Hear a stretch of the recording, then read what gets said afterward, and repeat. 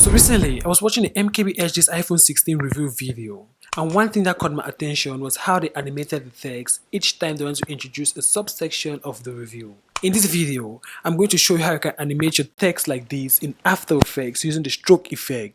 And without much further ado, let's dive right into After Effects. So in After Effects, I'm just going to go ahead and add in my text. Then you can go ahead and select all of the text. Then while holding down the Option key, or that's the R key on Windows, you can increase the spacing in between the text. Then align these at the center of the composition. Then I'm going to duplicate the text layer by holding down the Command key or the Control key on Windows and Z to duplicate it. Then hide the layer below.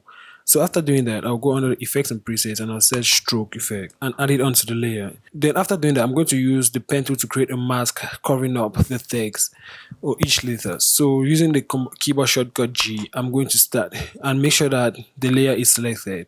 I'm going to create the strokes like this carefully, taking my time to make sure that I have some kind of smooth lines that will cover up the text. And when I'm going to the next letter, I'm going to click on the layer to make sure that I create a new stroke. And for this stroke, I know that it has to first of all come from here to here before I create these other lines. That's the top and bottom line. So I'll start from here and then create another line. Same thing, I'll click again on this layer before I create the next stroke from here to here, and then again from here to here. So that's just the idea, to create the stroke so that they'll come in individually. So again, I'll click on in these, then create the next strokes for the letter A. And the good thing about this is, after animating, you can still adjust the stroke lines if you don't want the way they are coming in. So it's something that you can play around with to have some accurate results. Next, I'm going to go under the effect controls, then locate the path property, which you're going to set these to all mask, then move down to paint style and set these to untransparent so that we can increase the brush size as we want. If you notice, this is somehow blurred out because of the brush hardness, so we set these up to 100 so that we have a good resolution. Next, I'm going to go ahead, make this layer below to be visible, then hide this layer above, or you can even just allow it, because we are going to change the track made value to alpha made, then the text layer which is above, so that everything here will be visible depending on the strokes we have created. So if I go ahead and reduce the stroke, you see how the text will be affected. So it's just for you to now play around to see that, to make sure that everything is covered up. So the next thing is to create the animation, and we are going to use the end property. So I'm going to set the first keyframe for that, move ahead, let's say around 2 seconds from there, press that U on the keyboard so that all the keyframes on this layer will be visible. Then I'll set in the second keyframe. So back to the first keyframe, I'll set the value to 0 so that it will come in from C like so. Then we have the letter T and then the letter A. So coming to the letter I, you notice that it's not really coming in the way we want, because it starts from here before going down. So what you can do is you can just select this letter and bring it somewhere around, let's say here. Let me just move ahead a little bit, let me say around here. Then I will just try to like adjust this a little bit so it'll be more accurate. And then let me go somewhere, yeah, stay on the same position, let's say here, when everything is visible.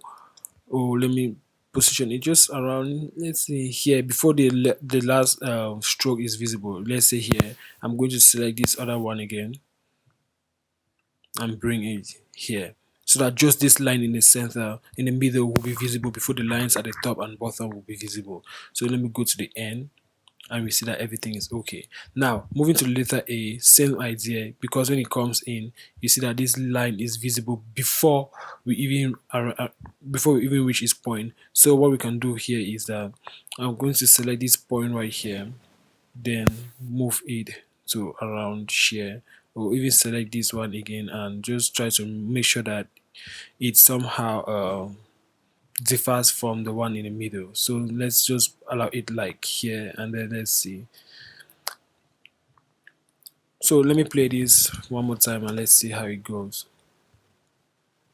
It's not that bad, but you can take your time to play around with these to have more accurate results. We are done with the animation and everything. So to take this to another level, we are going to add in some color gradients. So I'm going to select the two layers for us, right click, then pre-compose, then I'm just going to call this text and okay.